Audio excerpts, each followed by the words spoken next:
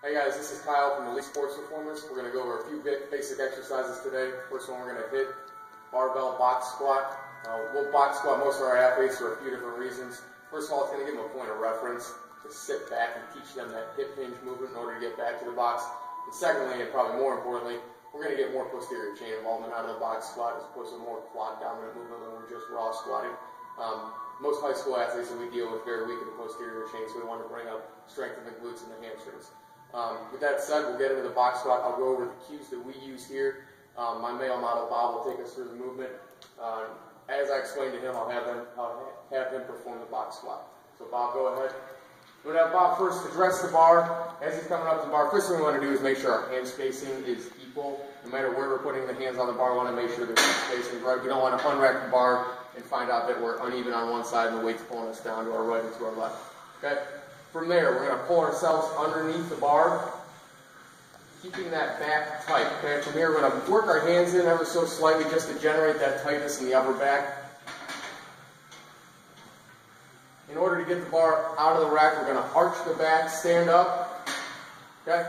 Take it 2 steps back with a step or so for adjustment, get in a comfortable position, establish that neutral posture, so 3 points of contact you want to think of, back of the head, in between the shoulder blades, and then the tailbone.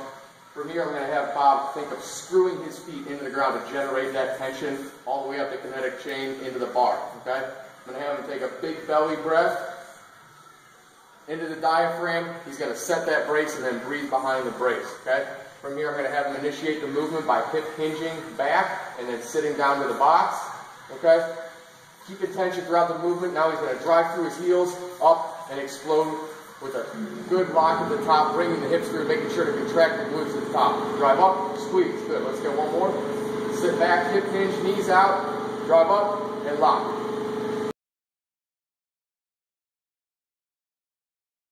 Alright guys, the next exercise we're going to take you through today is the bench press. On the bench press, we're going to address it just as we did a squat. Start from the top, we're going to weigh down, get the body set, and we're going to press successfully. First thing I'm going to have Bob do is he lays down the press. Focus on his hand spacing. Okay, what we mean here is just getting your hands equal, getting them even. We usually do a thumbs grip from the knurling or from where the rough part starts. Okay, if you're more comfortable with a slightly wider grip, that's fine. So we get the hands spaced evenly. We're going to focus on getting our 3 points of contact at the shoulders, at the glutes, and at the feet. Okay, we're going to make sure Bob's eyes are underneath the bar.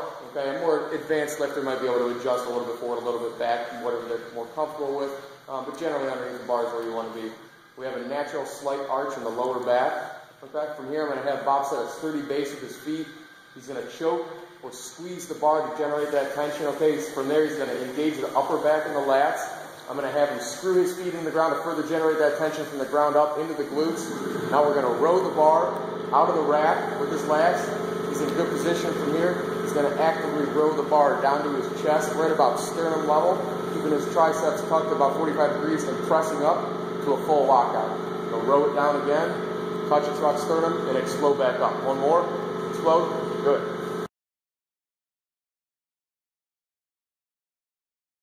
Alright guys, next up we're going to go over today is the deadlift. Okay? We're going to go over to Bob. I'm going to cue him through a deadlift and proper technique. First thing I want Bob to do is as he's coming up and addressing the bar, keep in mind his shin spacing from the bar should be about 4 to 6 inches, and that'll all depend on your comfort level, if you're comfortable being close to the bar or further away. His feet should be about shoulder width, maybe slightly wider than shoulder width. Okay? Next thing I'm going to have Bob do is if we get ready to deadlift, to screw his feet into the ground and start to generate that tension through the glutes, okay, up into the body and then eventually into the bar. Now I'm going to have Bob take his deep diaphragmatic breath at the top, set that brace, and now we're going to breathe behind that brace. From here, we're going to go through the next steps rather quickly as we don't want to lose any energy or tension throughout the deadlift. Okay? I'm going to have Bob hip hinge back. He's going to reach down, address the bar, drop his hips down, his knees will come forward into the bar. And then Bob engage his lats, pull that bar tight to the body, squeeze the hell out of the bar. Okay? Now I'm going to have Bob pull the tension out of the bar before he deadlifts and push down into the ground, pull the bar up into a hard lock at the top. Now as Bob's coming back down, I want him to hip hinge back. Okay? Until that bar reaches about knee level, and then he can squat the bar down the rest of the way. I'll go over a few reps here. Just natural full range of motion without me explaining, give you an idea of what it should look like at real speed. Good. Keep it tension throughout the body the entire time. Feet are still screwed into the ground and he's bracing and breathing behind that brace support.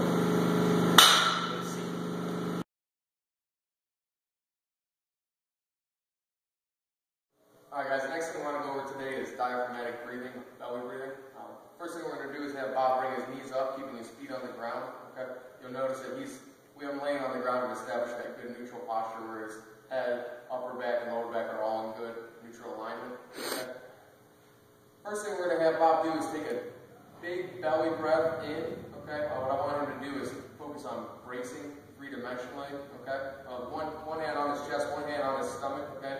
And he is able to tell as he's breathing into his chest, as he's breathing into his stomach, by which hand rises. Okay? So here you'll notice his hand ever so slightly as he exhales will come down, and then as he inhales through the nose, you see his hand rise. Okay?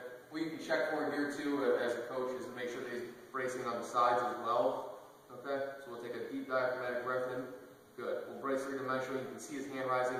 He's good here. And then the last place we're going to want to check for is under the lower back as well. Okay? You should be able to figure your hand under the lower back, apply a little bit of pressure, and then as he takes that deep diaphragmatic breath, you'll feel that lower back protruding out a little bit as he braces it. Okay? So we want to increase the intensity a little bit. We're going to put him in a little bit more challenging environment. I'm going to have him flex at the hip a little bit more, bring his feet up off the ground. We're going to go 90-90. Toes are pointed up. His arms are going to be outstretched in a Frankenstein pose. Okay? And now as a coach, I'm going to be looking for those points to make sure that he's breathing diaphragmatically and we haven't lost any control as we decrease the stability component. So we're going to take a deep breath in through the nose, right into the belly. Okay, good.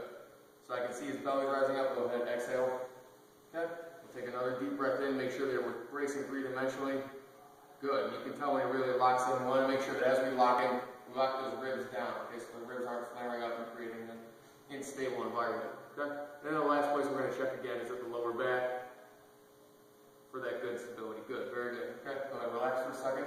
Okay. Now we're going to add a little bit more instability as we ask Bob to move through a range of motion, keeping that good neutral posture. So I'm going to bring it back up to 90 and 90. Toes are pointing to the ceiling.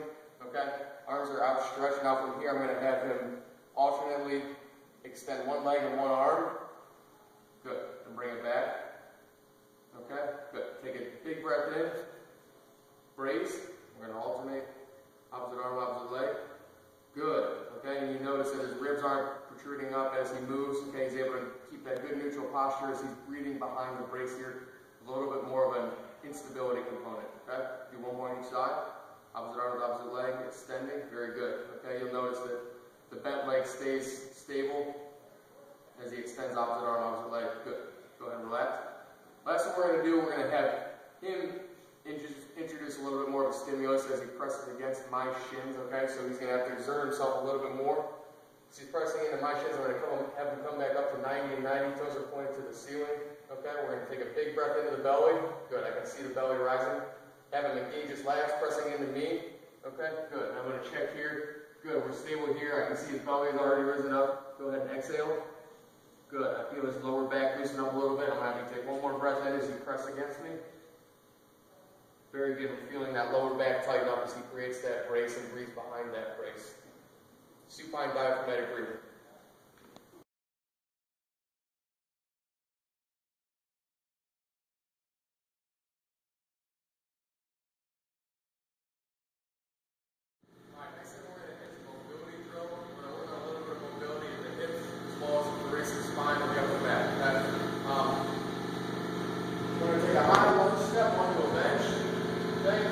Drop that knee down to the box.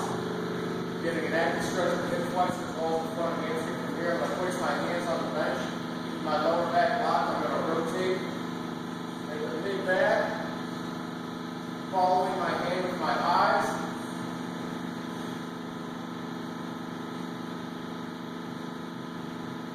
Work on a little bit of that racing rotation.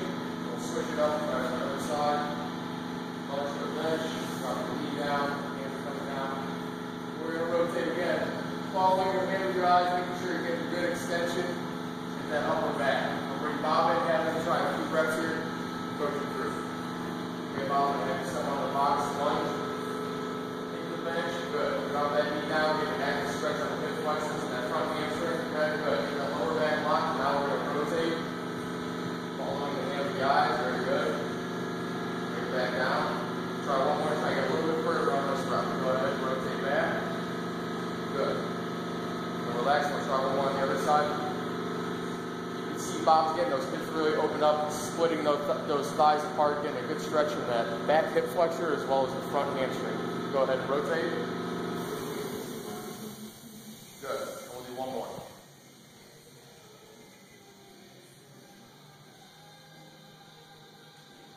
Good. Okay guys, next thing we're going to do is get a little bit of a flow mobility drill. We're going to open up the hips again here, okay, as well as get a little bit of stretch in the glute, okay. We're going to lunge into a glute stretch, lunge into a glute stretch, and we'll just repeat this for reps on either side, getting those hips loosened up, getting that glute stretch down, okay. We'll take a good lunge step here, squeezing that back glute, stretching the back hip flexor, front hamstring, then we're going to fall down into that glute stretch, sweep the leg around, squeezing the back glute, fall down into that glute stretch, and repeat. Fall down into that glute stretch, one more, fall down into the glute stretch. You want to pop both through a few here too, give you a better example. We usually do this for about 10 to 20 yards, down and back, into that glute stretch.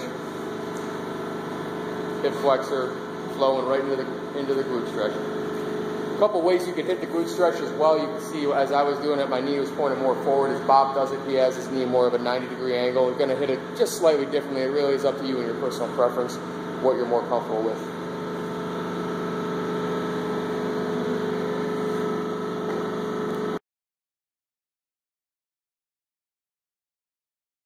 On.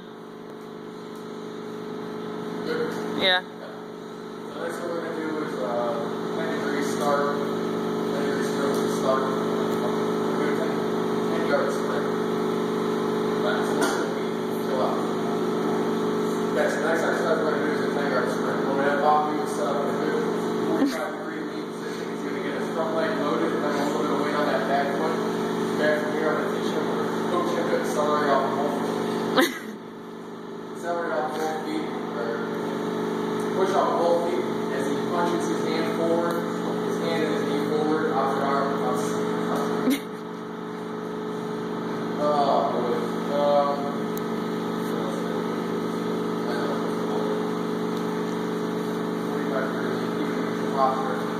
Push your ass to have his hands extended, that'll set an extension response throughout the body, so as you're extending the hand, you'll extend the leg. Put it up flatter when you're done.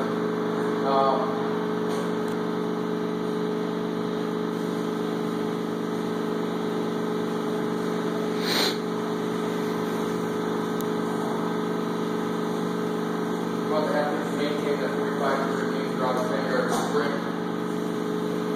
As Bob's coming Too much smoke. As Bob's coming. Bob's smoking too much. Like that, walking around. You're taking it seriously.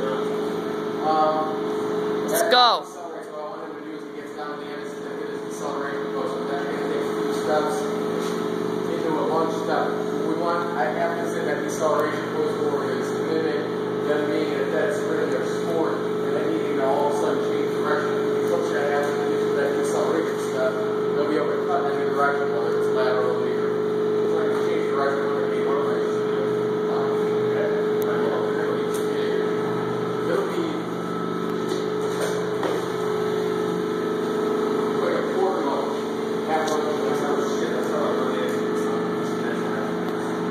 There's a really big glare.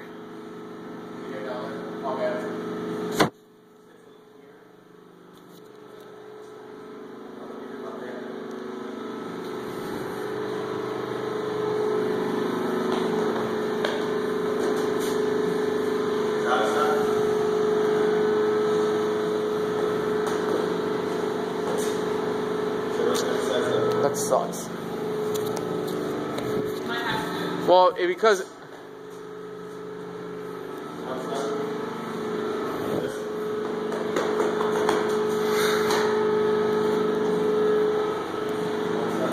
it once you get to it and you give it a second, it actually here, look.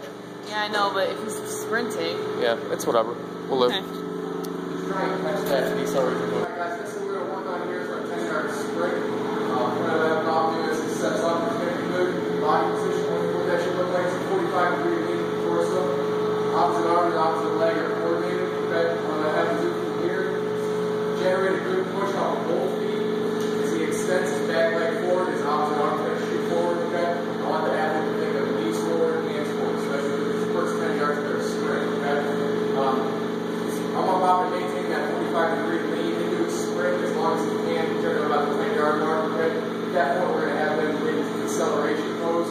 So they'll come to a stop where he's able to change direction and quickly move in a new direction, whether it's 180 degrees, right, left, whatever it ends up being, whatever the sport it is. So I'll have Bob set up, good 45-degree lean, and when he's ready, he's going to accelerate out into the deceleration pose.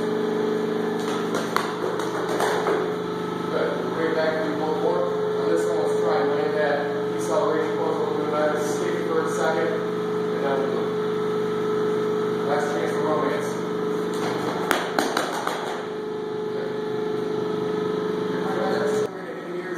Sprint. Okay, as I get about to set up on this 10-yard sprint, I'm going to coach him into a good forward body lean, about 45-degree lean to the torso. Okay, I'm going to have him push simultaneously off his front and back legs. Elbows are about 90 degrees. We're going to go hip, cheek.